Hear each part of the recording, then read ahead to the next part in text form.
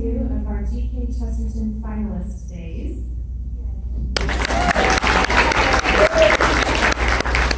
Which means that he has earned a spot because of his content and presenting in the top 11 places in our senior class. So in addition to our panelists here today that will facilitate a Q&A session, Aidan also has 3 judges in the audience. They're the same judges for all 11 GKC finalists, and they will determine the top award winner from that. So that's a great honor, and we're very proud of you, Aidan. Without further ado, I present Aidan Hamilton and his thesis entitled, "This Story Stinks: Why a Literal Interpretation of the Genesis Flood is Incorrect."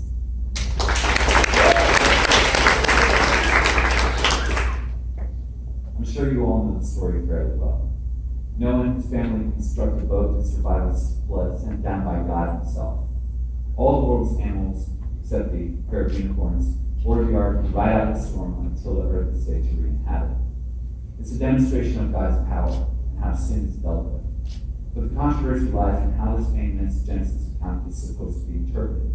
Was this a literal worldwide event? Was it nothing but a story? Or some other explanation will lack? In the early 19th century, there was a general consensus among the scientific community. The earth and all of its features were representative of the biblical deluge. See, the field of geology was still fairly new, and it was devoted to proving what we would now call flood geology, or diluvialism. As William Ryan and Walter Pittman state in their book, Noah's Flood, the new scientific discoveries about the event that changed history, this was a time when science and Genesis were very much united in their interpretations of the world, and the top scientists at the time continually attributed evidence to the global flooding. However, in the 1830s, 2 young men, Henry Rawlinson and George Smith, worked on deciphering uniform gradients found on the Histon Rock by Rawlinson. To their amazement, they found an incredibly similar flood story to the one found in Genesis, except within the pantheon of gods rather than the one that we know. This included specific story motifs, such as using a bird to indicate dry land, or a rainbow being a promise to the gods to never drown the earth again, all while being older than any known copy of Genesis. Smith's first thoughts were if the Israelites had simply borrowed a narrative while captive in Babylon, or perhaps if this was a culmination of thousands of years of oral storytelling. Either way, it didn't necessarily question the authority of the Bible, and so, but it did spark interest in the scientific community. This would eventually pave the way for a more literal interpretation of the early books of the Bible. Soon, the geologic community would get their field completely reimagined. In 1840, Louis Agassiz published Studies on Glaciers, in which he proposed many of the geologic formations that we see today are actually representative of huge glacial movements during some ancient age of ice. Evidence he used included things like boulders and the horizontal shearing of rock to indicate the grinding of huge chunks of ice. His ideas required a long amount of time, longer than the previously accepted age of the Earth. And of course, he was met with much criticism, especially from that of one of the most respected geologists of the time, Reverend William Buck. However, once the two met at a deposit, things changed. Going to a place unknown to both of them, Agassiz used his hypothesis to predict what they would see. Once he showed the Reverend the horizontal striations in the side of the rocky outcrop, Buckland was instantly convinced of Agassiz's proposition that the apparent erosion of rocks was due to the grinding of ice and not the force of immense global floodwater, and so rejected his ideas of a global flood entirely. As years went by, Agassiz's theory became widely acclaimed, and so diluvialism began to die out in the scientific community. In contrast, further archaeological discoveries pulled support for a real flood. The discovery of Abraham's birthplace and additional flood documents all pulled support for real biblical credibility. The question now was scale. While many would disagree, there are, of course, some still believers in a global flood phenomenon. The most famous of these intense believers is Ken Ham and his construction of the Ark encounter in Kentucky. At 510 feet long, 85 feet wide, and 51 feet tall, this construct is a testament to how passionately some people view a literal interpretation. So is Ken Ham correct, and was this a worldwide flooding event? I would disagree and say that a literal interpretation of the Genesis flood is incorrect. Our world doesn't seem to reflect this idea, and because of that, the theology of it becomes dangerous. The first thing to acknowledge is how a global flood cannot fit into the accepted historical timeline. Young Earth creationists have minor disputes about when exactly the flood happened, but many, including Ken Ham's ministry Answers to Genesis, place it at around 2,400 BC, according to the genealogies provided by the Bible. However, this date conflicts with many of the archaeological accounts we have of many different cultures around the planet, and most predominantly in the Egyptians, who were already in the first dynasty at the time. If a global flood did happen, the Egyptians seem to ignore the fact that they all drowned, and continue writing their complicated hieroglyphics for thousands of years prior and after, according to the Ancient History Encyclopedia. Also, the Sumerian king list is a uniform engraving that gives an alternate history of the Great Flood. A translation present on the electronic text corpus for Sumerian literature tells of kings that lived both before and after the flood. Some of these kings are archaeologically verifiable, also corroborating to the epic of Gilgamesh, another flood epic. The earliest of these confirmed kings predates the 2400 BC date, yet is listed as ruling after the Great Flood was supposed to have happened. So obviously this causes some confusion. When did the flood happen? This will be explored later. Now, let's examine the Milwaukee floodwater itself. Is an event like this evident or even possible? To comprehend the size of an apparent global flood, we need to look to Genesis, which says that, quote, the tops of the mountains were covered at a depth of 15 cubits, end quote. Now, let's be generous and say that it only covered the tops of the mountains of people of the area would have known of. Luckily for us, the tallest is also the only one mentioned in Genesis. Mount Ararat stands at 16,800 feet tall. To put this in perspective, the average ocean depth, according to the National Oceanic and Atmospheric Administration, is 13,000 feet. This is an absurd amount of water, and the size of such an event cannot be understated. Comparing it to other extinction events, this would be the single most disastrous event in Earth's history, besides perhaps its inception.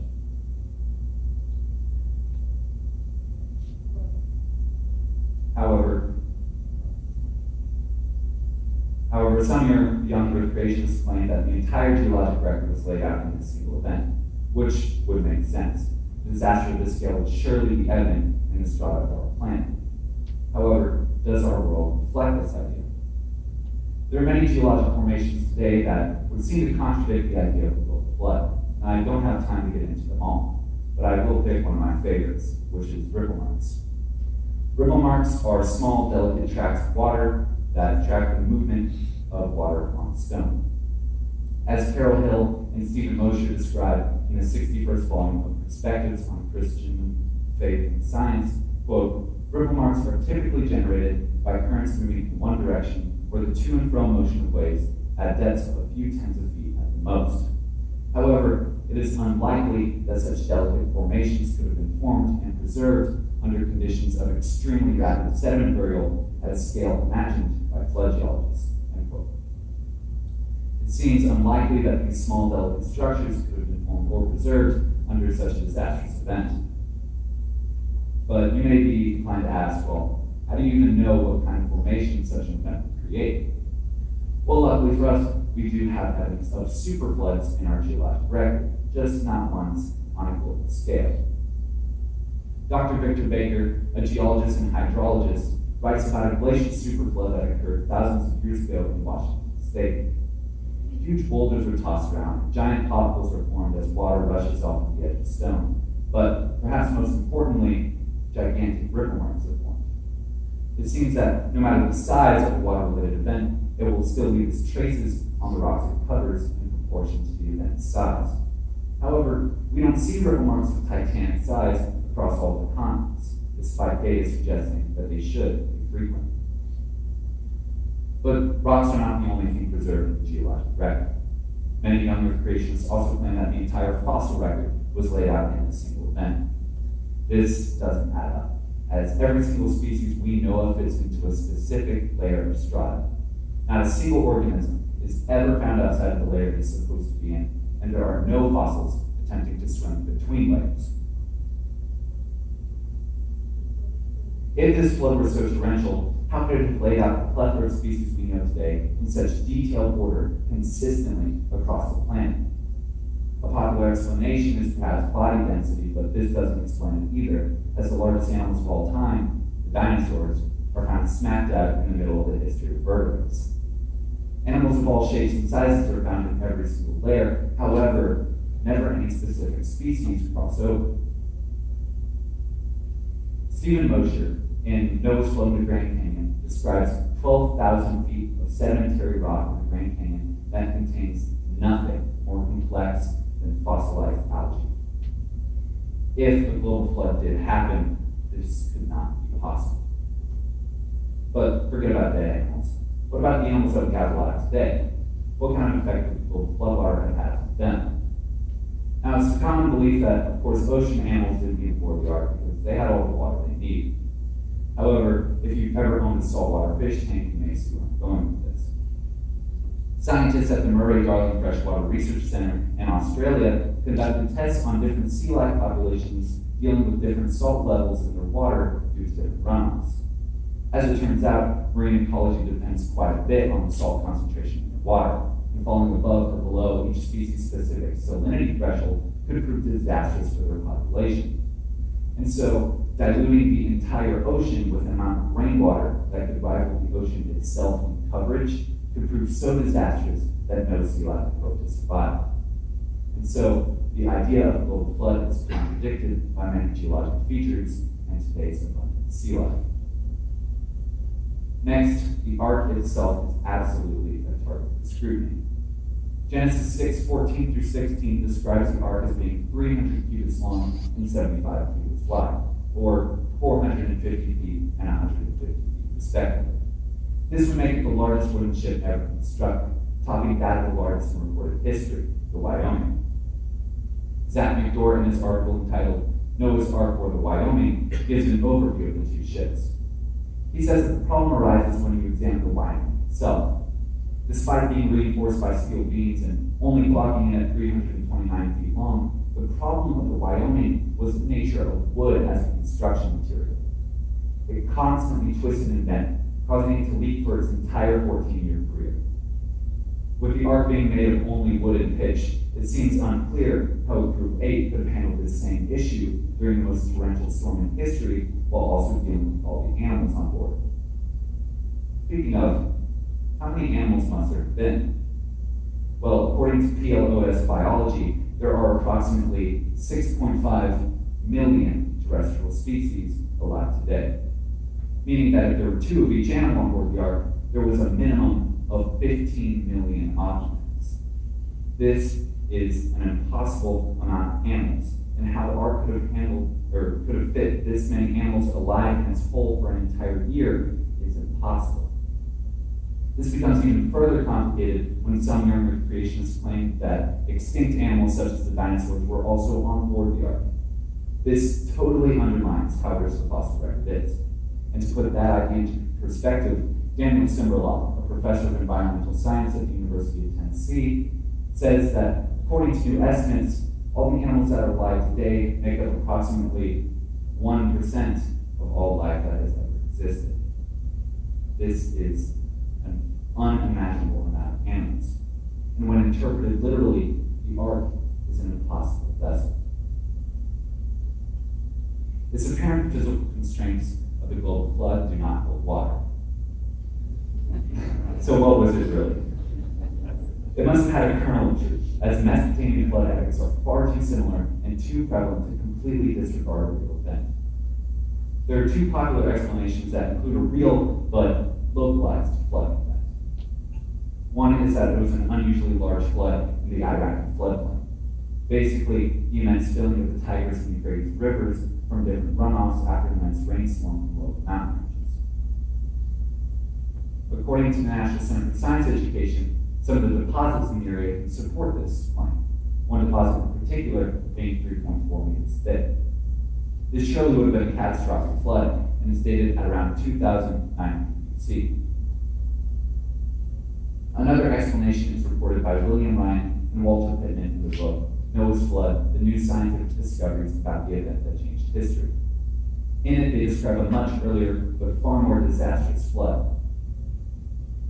Ancient shorelines and core sample studies place the sea level of the Black Sea at a significantly lower level at around 5,900 BC. They propose that an inundation of the Bosphorus Strait, which connects the body of water to the Mediterranean Sea, failed and caused an immense rush of water into the area. According to nature, computer simulations can account for some of the geologic features present at the bottom of the Black Sea, consistent with a fast and powerful influx of water. This would have quickly displaced any primitive farming populations living there, likely being the mother culture to the Babylonians, Assyrians, Akkadians, Sumerians, and eventually the Israelites. Either of these explanations are likely, and both lend themselves to the fantastical embellishments by ancient people groups. Now, it's immediately obvious what some of you may be thinking. Why even mention these physical constraints? He's God after all. He can do anything. Fitting 15 million animals into a boat isn't an issue for the creator of the universe. And while this is true, it is my belief that this is precisely against God's character. The evidence cannot be both contradictory to the truth and also be God's doing. Let's look at a specific example. Coral reefs provide some of the best evidence against the global flood that we have. Being some of the most incredibly sensitive ecosystems on the planet, they would have surely been wiped out by the most disastrous event in history. I mean, a single human touch can wipe out huge portions of them. However, today, they remain in abundance. A notable feature of coral growth is that the current formation grows on the aged and dead pieces that preceded it. And this growth can be measured in rings, much like trees.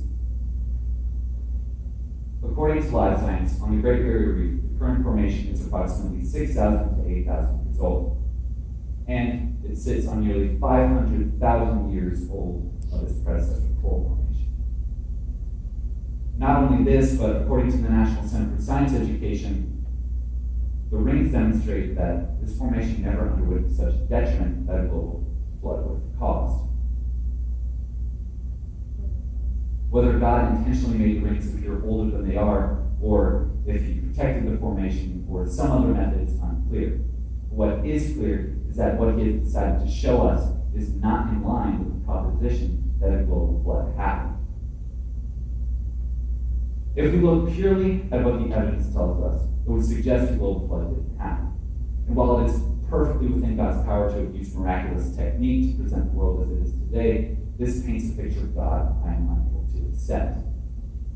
If the global flood did happen, God must have falsified the evidence. And I cannot accept God as a liar. However, doesn't this put God into a position where he's lying either way? Well, not exactly. What isn't commonly understood is the context in which Genesis was written. In fact, a lot of our ideas of the Noachian flood impose a lot onto the text that was not originally there. The statement alone of a global flood would have meant nothing to a people who did not know of a round earth. To them, the world was Mesopotamia. In fact, the Israelites viewed the world very differently from how we do. To them, earth was a flat plain, supported by pillars and enclosed in a water-filled, dome-like firmament. In fact, this firmament is integral to the biblical flood, as, in fact, this firmament is from which the rainwater from the flood descended. And so, why would a literal interpretation of the flood be accepted if nobody accepts this interpretation of cosmology anymore? Also, it cannot be ignored that Genesis is one of the younger flood epics. Many of the other Mesopotamian tales preceded by a considerable margin. Now, this isn't to say that the Israelites ripped off the Babylonians, the Akkadians, Assyrians, Sumerians, or etc. But as John Walton states in ancient Israelite literature in its cultural context, quote, "What I am suggesting is that the similarities are conceptual, not specific. This observation in itself would tend to favor the third option, that the traditions stem from a common source," end quote. Basically, the Israelites repurposed the stories told by their ancestors to convey themes given to them by God. In fact, the thematics are a very important aspect of this. Not a single other story from the same time or area tells of sin or the evil of humanity. In fact, many of them say that the flood came because humans were getting too noisy for the gods. Context is key, and understanding how the ancient cultures of Mesopotamia viewed the world is essential to understanding the nature of the biblical flood. They saw the world very differently from how we do, and told their history in a different way and for a different purpose than we do. Now, some of you may now be thinking, well, in the end, who even really cares if the flood was literal or not? What you mean by this, of course, is that as Christians, we all agree on the important things. Whether the flood was literal or not has little to do with accepting Jesus Christ as our Savior. I agree. However, I believe that it is our duty as citizens of a civilized Western culture to place a greater emphasis on the importance of scientific acceptance. The lessons learned from the Noachian flood about God's power, how we view sin, and ultimately His grace, are not lessened whether you believe the flood was literal or not. The Bible's authority is not devalued. However, our conclusions must be drawn from the evidence, not the other way around. Thank you.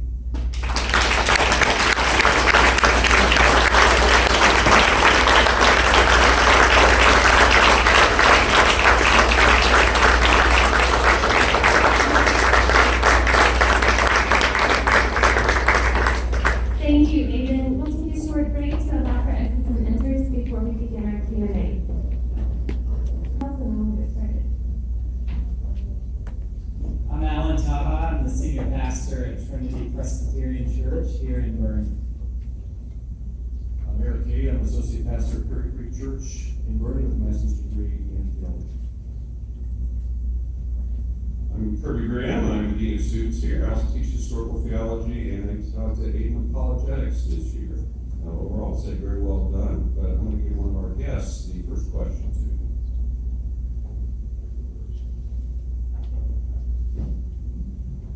Aidan, thanks so much for the presentation. And you mentioned that the authority of the Bible isn't questioned if you don't accept a literal interpretation of early chapters in Genesis, and particularly about the flood. How do you handle other references, other biblical references to the flood, where this writer or speaker is referencing to them a true event? So I'm thinking, Jesus' reference to the days of Noah, Peter's reference. Right. I would say to that the people at that time would have known that as a real historical fact. They weren't nearly as educated, and science wasn't nearly what it is today. And so when Jesus references the flood, of course, he should know that. I guess he would know that. But, it's all in this cultural context, is what I would say. Thanks. So you don't comment on that before asking my question, but I believe Jesus to be the smartest man that's ever walked the earth personally, as the agent of creation and the author of history. I think Pastor Taha's question is valid. It's a fairly well documented fact that there are fossils, marine fossils, that have been found on some of the world's tallest mountains, including Mount Everest. How can that be in your interpretation of the flood? Right. So marine fossils typically deal with varying sea levels, and since Mount Everest isn't as tall as it is today, it of course could have been under the sea at some point. Marine fossils are typically not on the tops of mountains, but I get the idea. And really, I think it makes less sense in the global flood perspective to see marine fossils on mountaintops as typically dead and extinct. And if we accepted that the global flood covered Mount Everest, we accept a lot more detrimental things that we should see. I mean, if the floodwaters didn't cover the top of Mount Everest, I think the world would look very different. I mean, that would be so catastrophic that the earth would be unrecognizable. And overall, I'd say that the other evidence outweighs just this very specific claim, which can be explained by quantitative intelligence. Okay, just a couple things. One, I generally agree with your thesis, but I have a question for you on some of your research. You mentioned in the Bible, like you referred reference to Mount Ararat, which you said was approximately 16,000 feet high. Yes. Okay, does the Bible talk about Mount Ararat or the mountains of Ararat? I'm not sure. Okay. It says the mountains, and the name we have for the current Mount Ararat, was that simply the mountain referred to in the Bible, or did someone later take that name from the Bible and name a particular mountain Mount Ararat? I'm not sure, but I do know that a lot of the searches for Noah's Ark conducted by people. It was actually the names given later, I think in the 1700s or 1800s. And I just want you to understand that while the reference talks about the mountains, which is a very long chain, including some lower hills. Okay, so I'm just saying in the future, if you're going to argue this, make a reference to it, you understand that what was called Mount Ararat that wasn't actually what was being referred to in the Old Testament story. Whatever you do with the flood is, I just wanted to point that out, just for future reference. Okay. So back to the Bible. I'll start off by saying, as a Geneva student, you're very well aware that however we approach topics like this, we're based on a worldview, obviously, right? So you can find evidence on both sides, usually, for a worldview and the statement position that you have here. I believe there's adequate evidence on both sides of the argument, both scientific and biblical.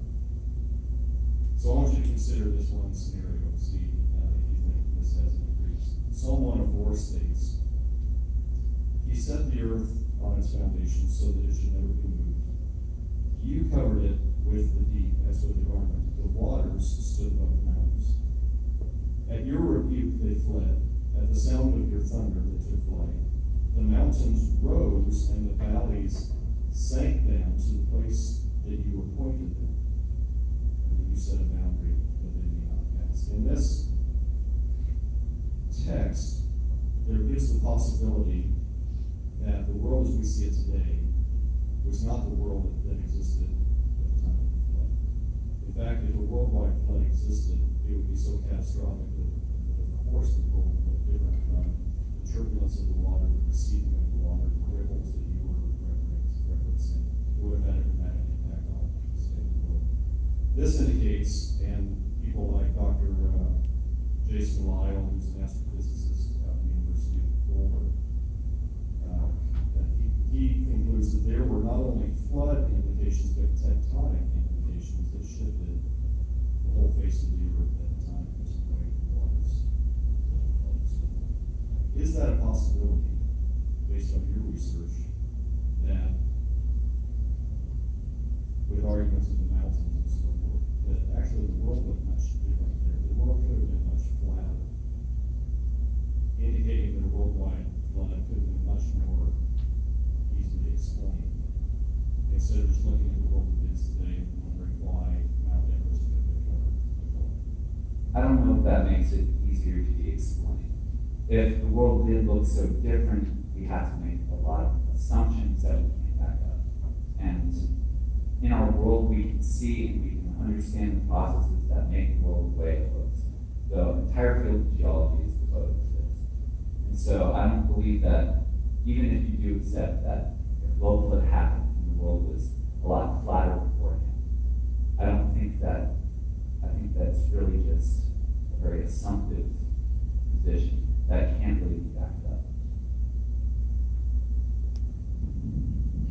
You mentioned you value science, you want to see science and the Bible consistently together and stand on their own. What do you think teaching a localized flood, are you advocating teaching a localized flood? How would that impact the church? Can you think of ways that maybe the teaching would be different? In Sunday school classes, what kids are taught, Right.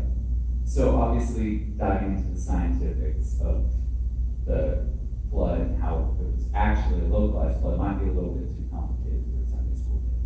But I think that really the main purpose that we use the flood narrative for is to convey themes and not so much as history. Even though many do accept it as history, I think that the primary purpose of it is the themes.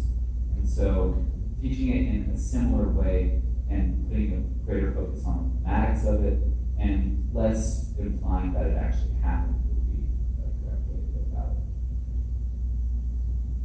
So as such, there are, you've got to decipher what the Bible is stating as fact and what it's stating as merely a theological theme. Clearly when Jesus in Matthew refers back to the ark, he's talking about the second coming of Christ in which all the world will be judged. And he's relating that back to the story of Noah when all the world was judged.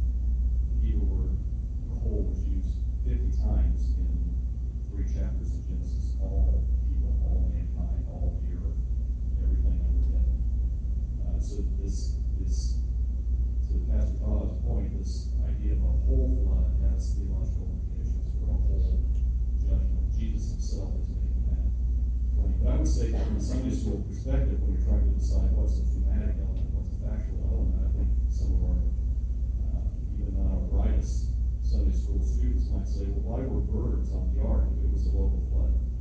Why did God preserve flying animals, and why didn't Noah just move to a different part of the world where, or go up on a mountain where flooding might not exist? There are parts of that where you wonder if it's just a localized flood, and the ark landed on a mountain at whatever height that was, probably more like a mile high. Those things don't seem to tie with a localized flood. And when we conflict thematic elements with facts, then I think we're either left to explain or we're left to discredit the Bible as a whole. I think that's where students are. Is this factually truthful? Is this something I can count on? Or is this something that I'm just supposed to learn a lesson from, even though I've got to really try to decipher fact from fiction? Does that make sense? So I guess my question to you is those elements of the story that don't seem to fit with a localized flood, like why pairs of birds are on the ark if they could just fly to safety? Why the length of time that ark is floating where birds can't find a place to nest, and why the ark comes to rest on a mountain instead of back on the base of the mountain. So, sorry, what is your question? I'm saying, how would you answer those objections to just a localized flood? Well, that's really more of the story elements. I don't believe that there was a literal ark that contained all the animals. I think that really it was just probably some livestock, maybe. That's even being a little liberal with that. But you noted the Hebrew word for kol, which means all. It's mentioned a lot in Genesis. But I do have something here, and it says that kol is used in a very varying way, and it describes a lot of different things, and it's not necessarily totalitarian. It's not. It doesn't always mean everything. For example, in Genesis 41:56, when famine had spread over all the land, Joseph opened up all the storehouses and sold grain to the Egyptians, for the famine was severe in the land of Egypt. And every nation came to Joseph in Egypt to buy grain, because the famine was severe over all the earth. Does that imply that people from Japan and Native Americans also came to Egypt in order to eat from Joseph? Probably not.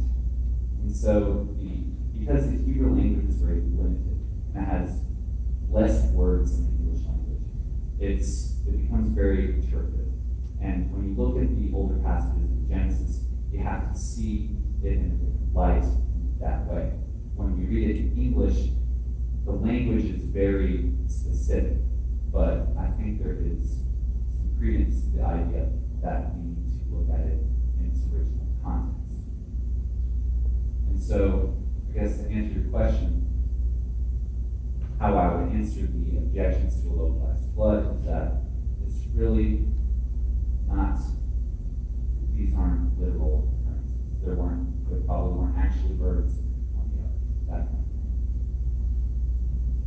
Okay, one response to that, and I'll pass the mic to Lieutenant here. We've got, you're correct, the use of coal can be used in different ways. Obviously, when in the context that you refer to all the inhabited world at that time, the famine makes sense that all of the region of the world could be regionalized, if you use it that way. However, I would reassert that in the Genesis flood narrative, all is used many times in a double affirmative. In other words, in one sentence, it may be used multiple times.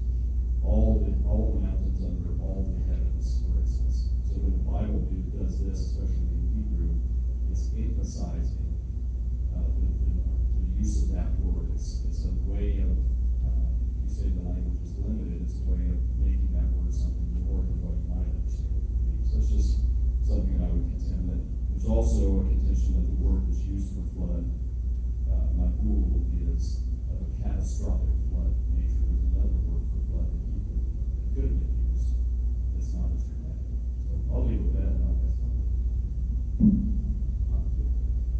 First he promotes me to lieutenant, and then he promotes me to doctor, so I'm gonna be Lieutenant Dr. Grant from now on. By the way, you used the word flapper in your speech, so kudos for that. A question for you, when you did your research, did you look at simply how genealogies work, like in Genesis chapter 5, and because a lot of the dating, of course, you mentioned that it's sort of the dating of the flood, there's some issues with that, but that's really based off genealogies.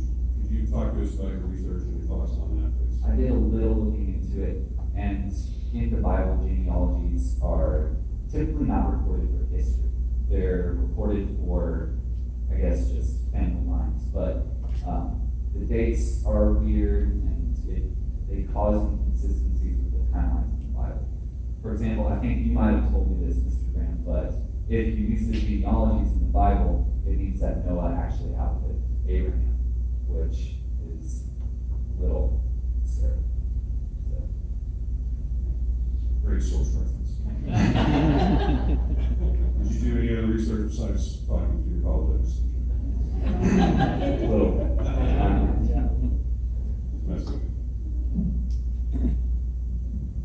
Aidan, what do you think are, for somebody like me who teaches other people in the church, what are some of the consequences of rejecting the localized view?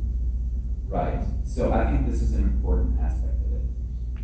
Although some would disagree, I think that the evidence is largely in support of the idea that the flood did not happen. And so because of this, many Christians, in particular, if I'm going to be specific, Ken Ham, uses this as kind of a gatekeeping tactic. If you can't accept this, then you have to throw away all of it. I don't think that's true, and I think that's very poisonous outlook, despite his intentions being okay. But when you do that, it seems very uninviting to non-Christians, or even current Christians, as they look at this and they say, well, that can't possibly be true. The world seems to contradict this idea. So I think that accepting the global flood can be dangerous if you use it as a tactic to evangelize.